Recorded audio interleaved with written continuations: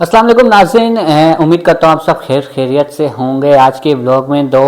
अहम जो मामला इस वक्त चल रहे हैं कौमी सियासत में, उस सवाल से बात करेंगे। एक तो जो 90 मिलियन पाउंड केस का फैसला जो इमरान खान के खिलाफ आया है, उसके बाद पाकिस्तान तहरीक इंसाफ की क्या हिकमत अमली है, इस हवाले से आपको आगाह करेंगे। गुज़श्ता शब कोर कमेटी का इजलास भी हुआ है और उस इजलास में मुख्तलिफ कोर कमेटी के अरकान की जानिब से क़यादत से सख्त सवालात भी किए गए हैं। इस हवाले से भी आपको बताएंगे। जबकि जो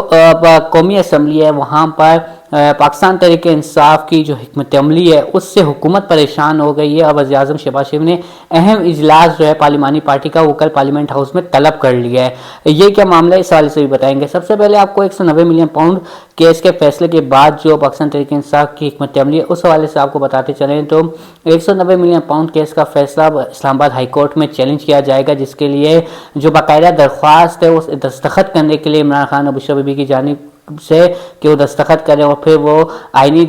अपील जो है वो इस्लामाबाद हाई कोर्ट में दायर की जा सके, तो वकला की जानिब से वो दरख्वास्त जेल सुप्रिटेंडेंट के हवाले कर दी गई हैं और जेल सुप्रिटेंडेंट इमरान खान और बुशरा बीबी से वो दरख्वास्त दस्तखत करवाने के बाद वकला को देंगे और इम्कान इज़ार किया जा रहा है कि मंगल के रोज़ दरख्वास्त जो है वो दायर कर दी जाए इस्लामाबाद हाई कोर्ट में 190 मिलियन पाउंड केस के फैसले के खिलाफ। इस केस में इस्लामाबाद हाई कोर्ट में खालिद यूसुफ चौधरी और सलमान सफदर जो है वो बानी पीटीआई इमरान खान और बुशरा बीबी की नुमाइंदगी करेंगे और पाकिस्तान तहरीक इंसाफ की क़यादत की जानिब से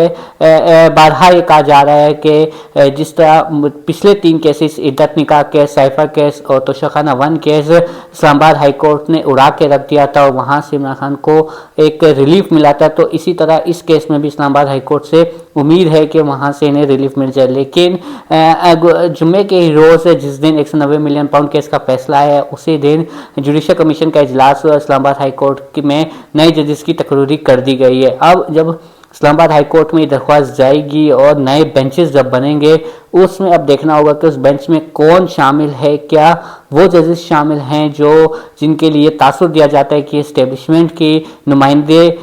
जज हैं, या फिर पाकिस्तान तहरीक इंसाफ के खिलाफ जो फैसला देते हैं, या फिर जिस तरह बाबर सत्तार जैसे जजेस जो हैं वो इस केस को सुनते हैं। अब ये जब आईनी बेंच बनेगा तब ही तमाम सूरत हाल जो है वो वाज़ेह होगी। नाज़रीन, इसी के साथ साथ 190 मिलियन पाउंड केस के फैसले के बाद गुज़श्ता शब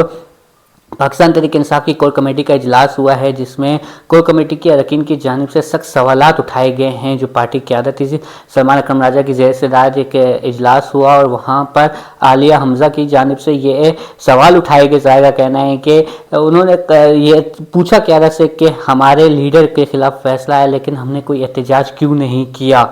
और इसी के साथ साथ जो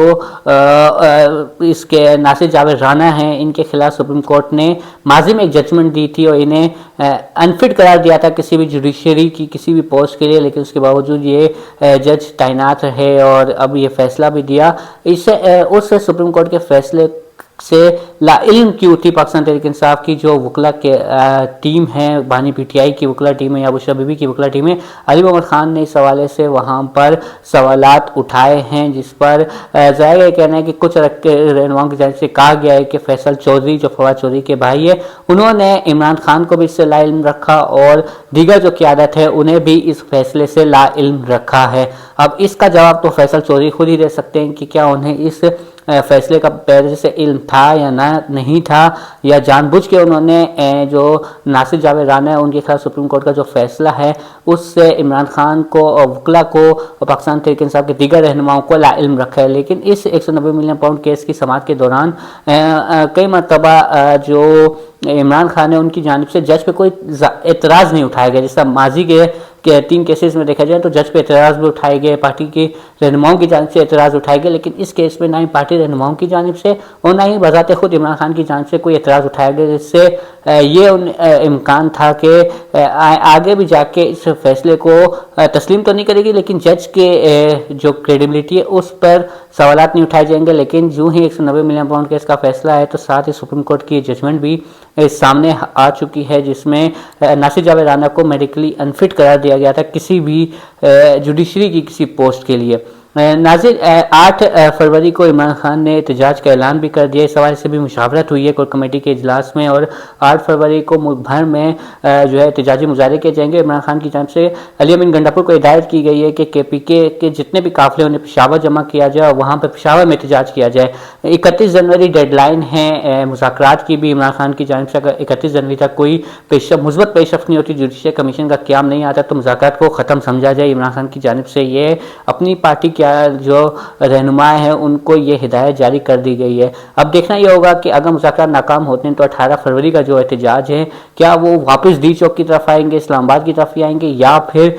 जो अभी की स्ट्रेटजी है कि पेशावर में ये एहतजाज करना है उसी स्ट्रेटजी पर जाएंगे। ये 1-2 रोज़ में मामला जो हैं इसके इम्कान जाहिर किया जा रहा है कि मामला जो है वो फाइनलाइज हो जाए। नाज़रीन, दूसरी जो अहम खबर है पाकिस्तान तहरीक इंसाफ की जानिब से जैसे ही नए साल का जो पहला इजलास शुरू हुआ है कौमी असम्बली का, तो एक जाराना हिकमत अमली अपनाई जा रही है। आते हैं पाकिस्तान तहरीक इंसाफ के अरकान, एहतजाज करते हैं और कोरम की निशानदेही करते हैं और इजलास जो है वो मुलतवी कर दिया जाता है। हुकूमत की जानिब से जो हुकूमती जो अरकान हैं वो पार्लियामेंट में हाजिर नहीं लगा रहे, वुज़रा की अदम मौजूदगी है जिसकी वजह से कोरम बार बार टूट रहा है और कोरम का जो मतलूबा हिस्सा है वो पूरा नहीं किया जा सक रहा है, जिस पर एक हफ्ते के दौरान 4 मरतबा कोरम की निशानदेही की गई और चारों मरतबा कोरम टूटा गया, जिस पर स्पीकर कौमी असम्बली अयाज सादिक ने वज़ीर-ए-आज़म से इस हवाले से बात की। वज़ीर-ए-आज़म ने कल पार्लियामेंट हाउस में मुस्लिम लीग नून की पार्लिमानी पार्टी का इजलास जो है वो तलब कर लिया है, जिसमें ज़ाहिर का कहना है कि पार्टी रहनुमाओं को हिदायत दी जाएगी और पार्टी अरकान को ये हिदायत दी जाएगी कि वो हर सूरत हर इजलास में अपनी शिरकत को यकीनी बनाएं, बसूरत दीगर उनके खिलाफ जो है कार्रवाई भी की जा सकती है। नाज़रीन, किसी भी हुकूमती जमात के लिए कोरम पूरा ना करना उनकी शर्मिंदगी का बायस होता है। मुख्तलिफ मरतबा माजी में भी हमने देखा कि पाकिस्तान पीपल्स पार्टी हो तो उनकी जानिब से भी इस बात पे एतराज़ उठाया गया उनके अरकान की जानिब से कि वक्फा सवालात के दौरान वफाकी वुज़रा ऐवान में मौजूद नहीं होते हैं, वो अहमियत नहीं देते हैं ऐवान को। और अब तो ये सूरत हाल हो गई है कि अरकान जो हैं, आम अरकान, वो भी कौमी असम्बली के इजलास में आना जो है वो गवारा नहीं कर रहे, जिसकी वजह से कोरम जो है बार बार टूट रहा है। तो इसी हवाले से वज़ीर-ए-आज़म शहबाज शरीफ ने गुस्से का इजहार किया और पाकिस्तान मुस्लिम लीग नून के जितने भी अरकान पार्लियामेंट हैं खासतौर पर कौमी असम्बली, उन्हें ये हिदायत दी जाएगी कि आइंदा से वो अपनी हाज़िरी को यकीनी बनाएं। नाज़रीन, आज के लिए इतना ही। आगे भी जो भी अपडेट होगी आपसे ज़रूर शेयर करेंगे। अपनी दुआओं में हमें याद रखिएगा और अपनी कीमती आरा से हमें ज़रूर आगाह कीजिएगा। अल्लाह हाफ़िज़।